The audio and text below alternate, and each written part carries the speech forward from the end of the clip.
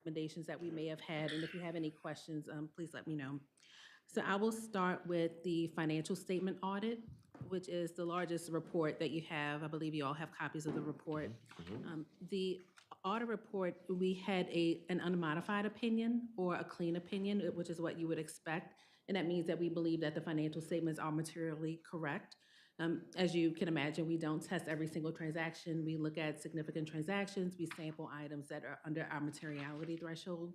And we believe, based on the results of our testing, that the financials were materially correct for the year ended 2023. If you look at the report, it's in different sections. The first section is the introductory section, and it has the main part of that section to look at is the transmittal letter. And this is a letter prepared by management that goes through the operations, things that happened during the past year. So it's good to read, how management believes the year went, and it's forward-looking as well on things that are coming up for the board in the future. The second part of the report is the financial section, and that really is the section that we audit. So that includes our audit opinion, the financial statements themselves, and the notes to the financial statements. And if you read the notes, it goes through significant accounting policies, significant transactions that happened during the year.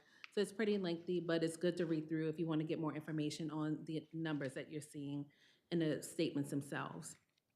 And then in sections 3 and 4, those are more statistical schedules, and that's information prepared by the board. So it's, again, good to read. It gives a lot of historical 10-year history information. So again, it's good to look at those statements if you want to get more information on, just statistical information about operations. So that is our financial statement audit. The second report that we issued is our single audit, and that is our report. If you receive at least $750,000 of federal grant funding, we're required to do a compliance audit of your federal grant awards, and you did have that for 2023. We go through a calculation to determine which grants we are required to test. So the two grants that we tested were the ARPA grant, so that was $15 million received through the City of New Orleans, and then also CDBG, the Community Development Block Grant. So those are the two grants that we specifically audited. And through those audit procedures, we did not have any internal control findings or any compliance findings related to our federal grant testing. And also, as far as the financial statement audit, we did not have any compliance findings for the financial statement audit or internal control deficiencies, material weaknesses, or significant deficiencies to report. The next report that we issued, it was a management letter. So the legislative auditor requires, if there was any theft or misappropriation of assets, we are over $1,000, we are required to include that in our reports. And we were made aware of the theft of fuel of about $2,400 in 2023 that we included in our management letter. Okay. And then the last report. I'm sorry, that was called internally. Yes. And reported to you? That was, yes. Yeah. And it was at the campus, or it was from a vehicle? Remind me. Do you know for sure? I believe it was from one of the pumping stations. Yeah, it was from a pumping station. Okay. Yeah. Right. So for any theft, it should be reported to us, and anything should also be reported to the district attorney and the legislative auditor's office as well. And Scribner did that, correct? Yes. Yes. Just to make sure. Yes. And then the last report that we issued, the statewide agreed upon procedures. So the state requires additional agreed upon procedures in addition to our normal audit procedures for all government entities that receive at least $500,000 of federal funding. So of course you were well above that. And in that testing, it's about 10 pages of procedures. So it's pretty lengthy. It asks us to look at your written policies and procedures.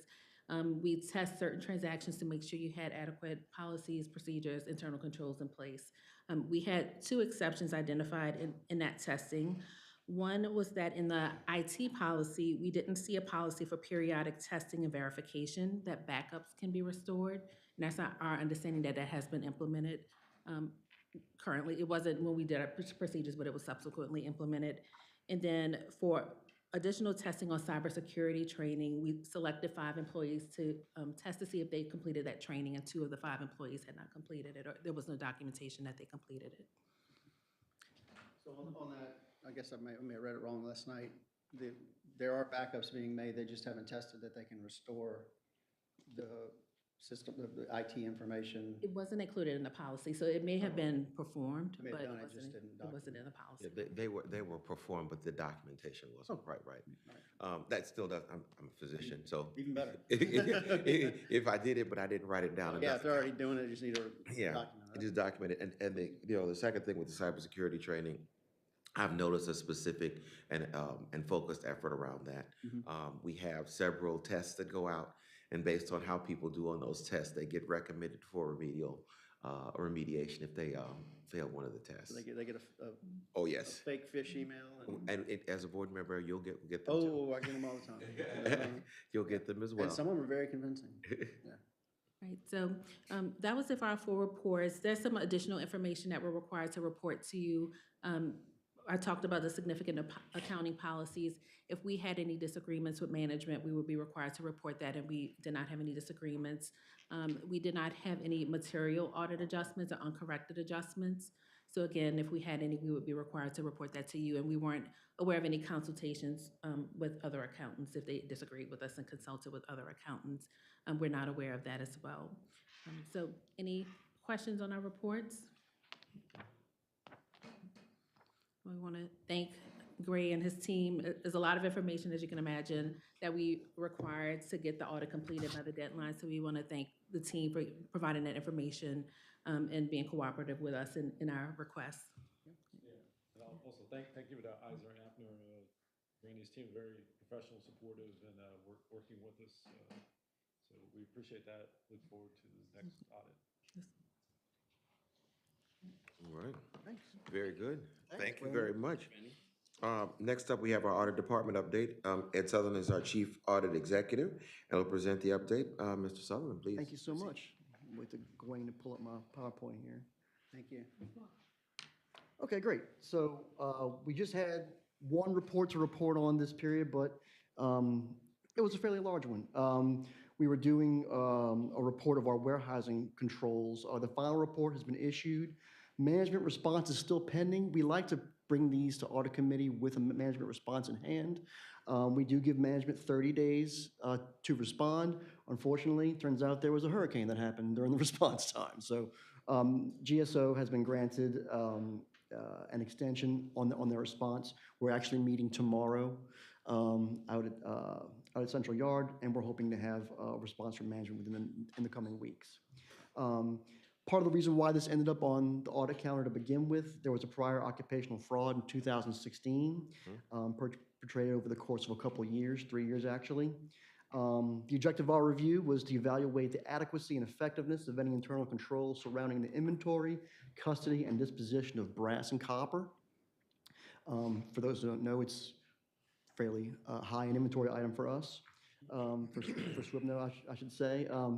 Happy to report that a lot of the front-end controls for new inventory were put in place, and a lot of those testing bore that out. So that's, and some of those things, some of those factors that were in place that contributed to that fraud in 2016 have been addressed. However, we did find 6 findings. Requisition policies and procedures, inventory reviews, inventory recons, salvage management, contractor salvage, and inventory identification. And for the purpose of this audit, salvage is anything that basically comes out of the ground.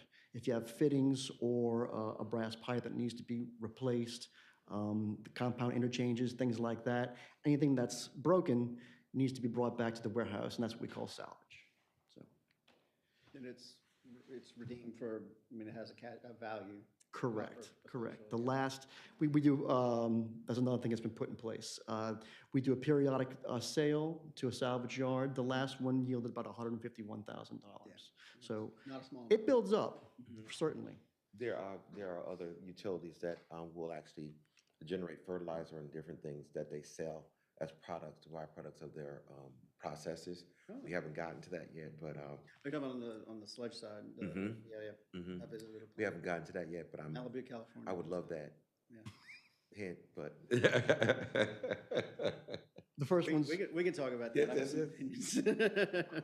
Go ahead. first one's relatively minor that we found. So there's a fairly controlled process on who can take brass out of the warehouse. So it's generally network supervisors and managers, and that list is kept at the warehouse, right? So when a new person is brought on board, the supervisors for networks sends a list to the network's clerks at Central Yard, and they update the list, and that list is then sent to the warehouse staff, and you have to be one of those people in order to requisition brass. However, we notice it's only one way, right? So it was an easy recommendation on this. Formalized policies and procedures around the warehouse, meaning at least once a quarter, have the clerks send it to the network supervisors and ask them to remove anyone that's no longer with the organization. And on top of that fact, whenever they send a new list to the warehouse staff, they copy the zone managers. That way they're aware when they have a new list.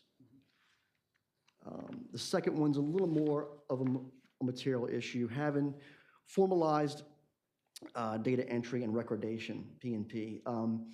So Advantage Financial is the system that Scribno uses to track its stock and inventory. So as you can see, here's a couple of examples here, excuse me, how once those clerks requisition, they take the name of the requisition person and they input it manually into the system. It's a manual process. So it makes it very hard, assumingly this first person and this second person, there's like 5 instances of the same person and 3 instances of the same person. So it makes it hard to drill down how much that person is requisitioning, right, over time. Now, AFIN will be replaced at some point in the not too distant future, is what we've heard. But Gray's already nodding his head. So get some policies and procedures around. So it's called a requisition 25 form that the managers bring in. It lists the person requesting it, the items on it.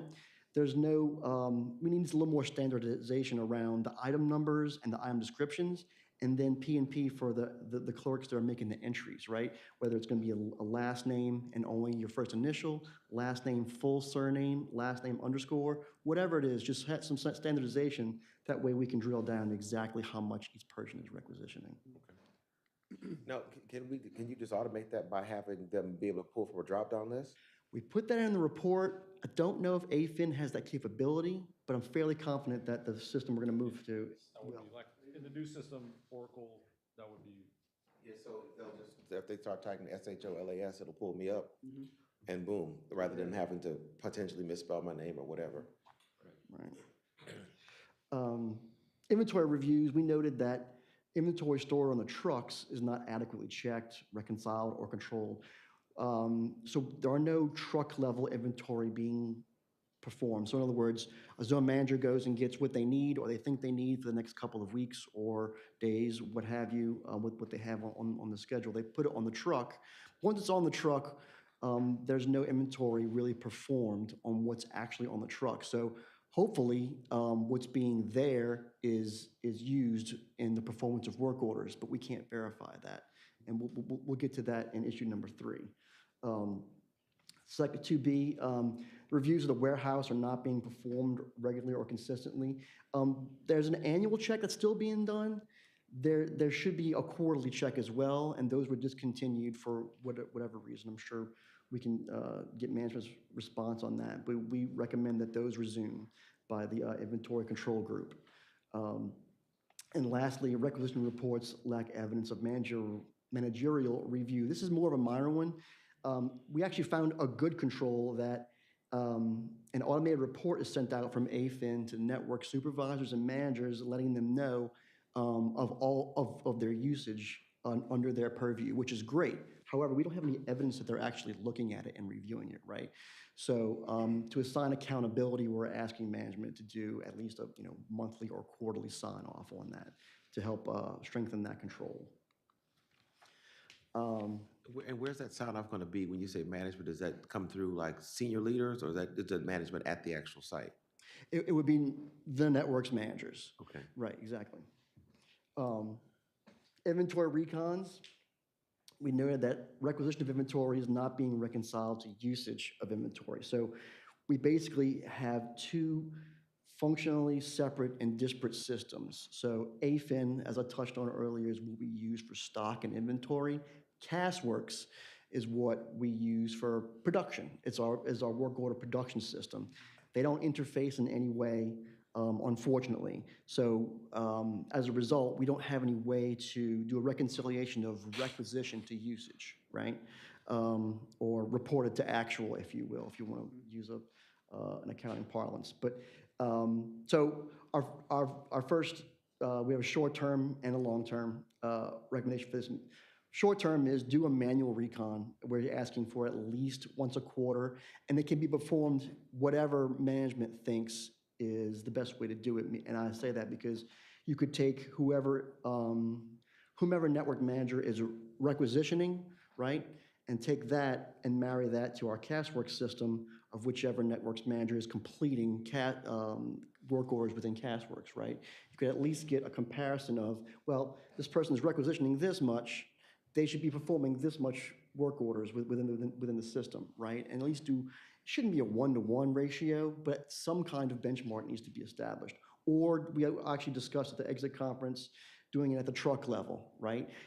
This truck has done, has requisitioned this much, and the network managers responsible for that truck have performed this many work orders.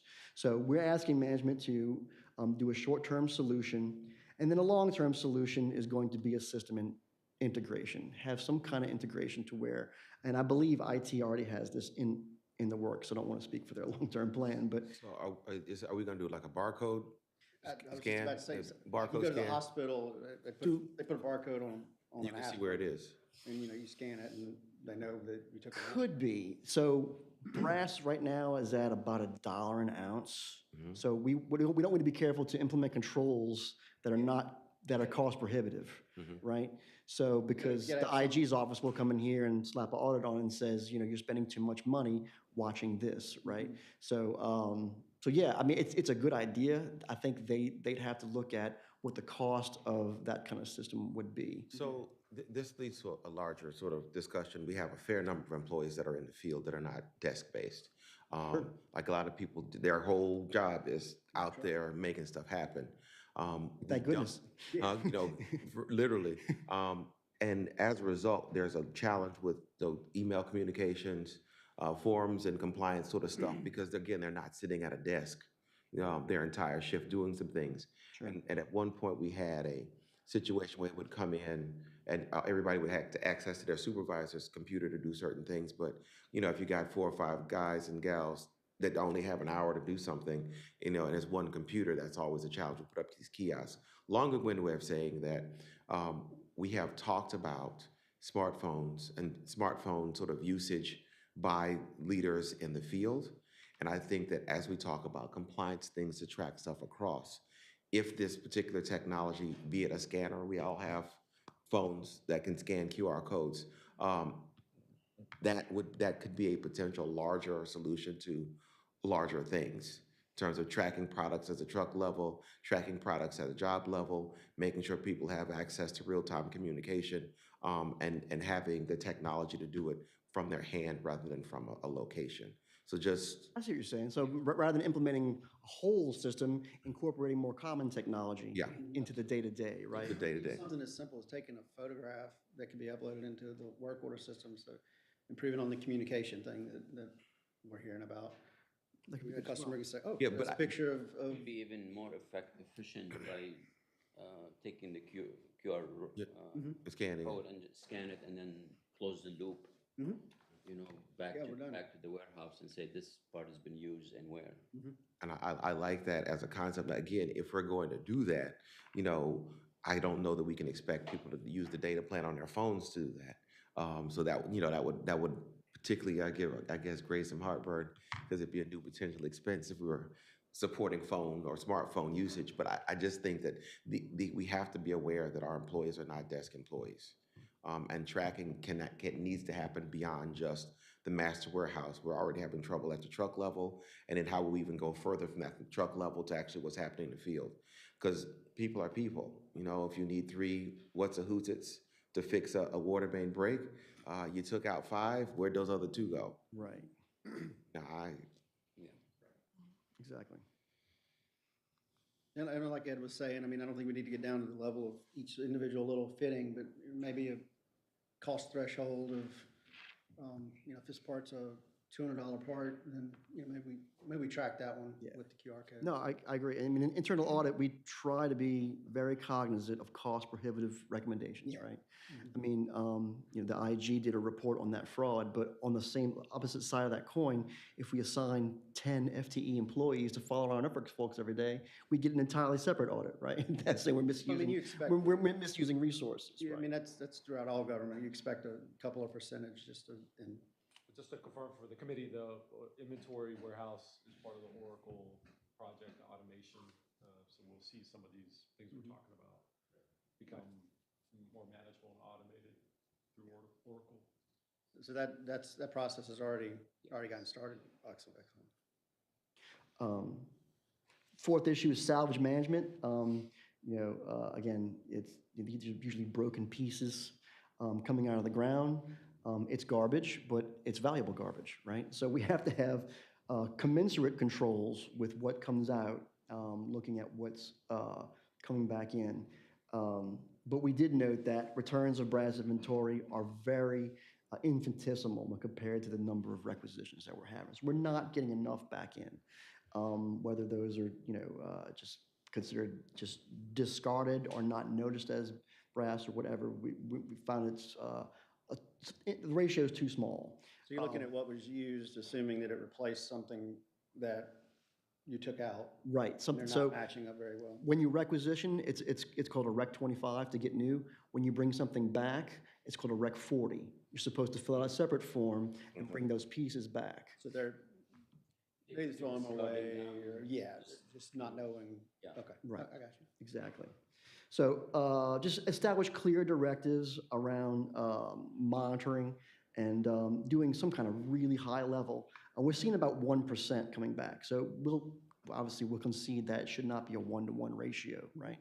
But 1% is also too small. And then the second one, 4B, no directives for the sale of salvage materials. The last sale that we did was in 2018. I was around $151,000. So just establish, okay, let's do it annually, right? Or when it gets to a certain tonnage, a certain pound weight, we'll do it. I would recommend, we put in the report to recommend to do it more based on a calendar basis. That way you can benchmark yourself to see what's coming in, how much. We got more this year than last year, why, et cetera.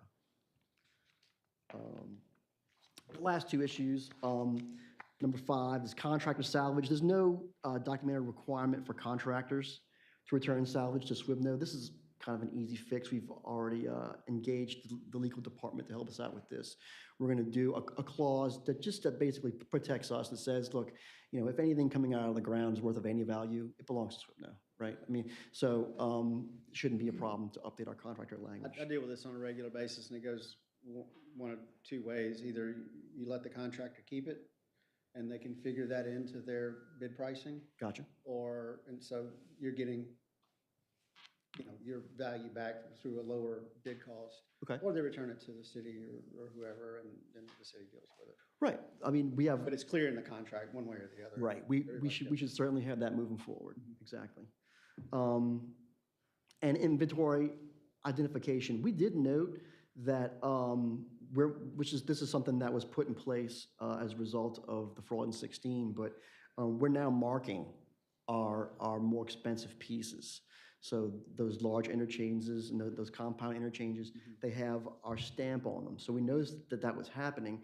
But when a stock out happens, and those stamped inventory take time to make, a longer lead time to come in. So and we noted, I couldn't remember the exact percentage, but a certain portion of them they were just not stamped because they had to go fill those orders on the fly and go outside of our procured contractors. So so the recommendation would just be to revise our procurement and purchasing, basically address it with the contractor level as well as address it internally with the warehousing level, to get larger orders to make sure we're stocked so that we don't run out and stock outs don't occur that way. That's our warehousing review. Just real quick, what we have going on right now, the plumbing department, we're auditing applications, permitting, and inspections. We're in the testing stage of that right now. We just began another review for service connections and inspections. We're in the planning stage of that one. That just began this month. So I'll be happy to provide an update on that in Q4 when it comes around. Otherwise, do we have any questions? I do. We've talked about safety report and our mechanisms of doing injuries and near misses at the next audit committee meeting. I'm really interested in sort of where we are on either having a dashboard on that or how we're going to plan on tracking that. Because right now we only sort of are aware of stuff that happens as opposed to being aware of stuff that almost happened or is at risk for happening. Right. Management did provide a response. We haven't done a follow-up review yet because we haven't passed an implementation. Each of these recommendations will have an implementation timeframe Okay. that management agrees to. So we haven't crossed that yet. Okay. When that time passes, we will do a follow-up review Okay. to ensure that our recommendations that they've agreed to are in place. Okay. What else did I want to tell you, Doc? Civil service did remove drug testing for near misses from their policies and procedures. Okay. So that hopefully will have remove that chilling effect of reporting near misses like we talked about. Okay. So they did take care of that, and they took care of it pretty swiftly. I think the next meeting after our report. Okay. So that's now part of civil service. Anything else? I just have a general question. Sure. Congratulations on a clean audit. That's quite a feat, Sure. especially with an organization this big and sprawling. If you could identify one or two things, areas of, that we as a board and committee should maybe focus on, challenges when it, as it pertains to budget or, audit findings or whatever, what would be the top one or two things that you would say that, From the audit committee? well, I guess in general, audit and, just general finance? What are the two or three major things that we should maybe focus on? I can comment, I came on board, November 2020, lots of projects going on and just the divisions, so all the processes that involve crossing over into other divisions are a little bit challenging from the cultural history of the way the utility operated. So, since I've been on board, I know since Kassan came, the similar approach in terms of, working in between the divisions, being able to communicate clearly and get to, the overall solution for the utility, not just the divisional sort of solution. That seems to come up. Some of the other things, automation, a lot of these things are in our strategic plan document stuff that came out, but the systems that we're using are mainframe, outdated, paper-based, so that's another major area. So upgrading the just IT side of things, so things are a little more automated and So more available. that's led to these Like on your in-process phone. Oracle projects kicked off Q1 of this year, replacement of the billing system, another one is upcoming, HR as well, and asset management. So those are a couple focus areas. Eddie, since you've been on board, anything you'd add? Yeah, I would, it's a good time to ask it because going into Q4, just have an engaged committee with your ear to the ground with, as you know, I know you're new to audit committee, but you set our plan for the year. So, this gets voted on either in Q4 or Q1 each year. These are things that the committee voted on that we should do. So these are the risks that we identify from our risk assessment. But if there's anything of any priority, please just say, and we can direct those resources to do internal audits in whatever direction this committee feels fit. Okay. Just one thing I noted from reading this and, last meeting, the number of delinquent accounts, I think that's something that's kind of stuck out at me. It's gotten to be a pretty good number. And I know with the billing issues, that it's hard to go and shut people's water off and this and that. And then, we've got economic disparity issues that we're dealing with. And I know you've implemented the Promise Pay program. But to me, that would be thought probably just to reduce that number. I think it was That's like the top priority. 40-something million.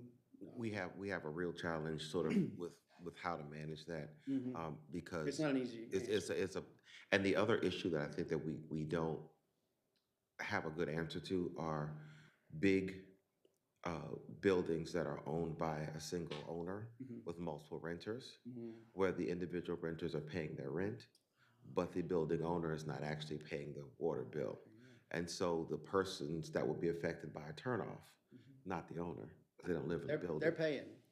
Yeah, the people living in the building are paying their rent, but the owner's not passing that money along to the agency. So we have struggled with how to respond to that, because some of those bills can be pretty big because they represent multiple individual units. Thousands, tens of thousands a month. Yeah, so if you got thoughts on that, we will. I just think it's something as a board and committee need to try to, along with management, come up with some solution or at least steps towards getting that number down, because it's. Yeah, I mean, by far, one of the toughest challenges we face is how to navigate through that. It's a huge dilemma. Even when we opt to use courts and sue, that's a very lengthy process. And in the meantime, we continue to lose revenue while producing water. Still providing water, yeah. So it's very, very tough, and any Like, any creative ideas would be. I don't want anybody's water to get shut off, because without water, you can't live. You can live without electricity, you can live without cable, but water's a biggie. Can't live without internet. Yeah. So, I mean, we need to be compassionate, I guess, to some degree, but the numbers seems to be creeping up. And now that we have the smart water system, I Yeah, I think we're making really good, it's, from what I can tell, it looks like we're making the right steps to get there, but It's a then, top priority for us. all right. Do we have any public comments? No public comments, Chair. All right, if there's no public comments, now as of 9:34, we are adjourned. all right. Thank you. Thank you, everyone.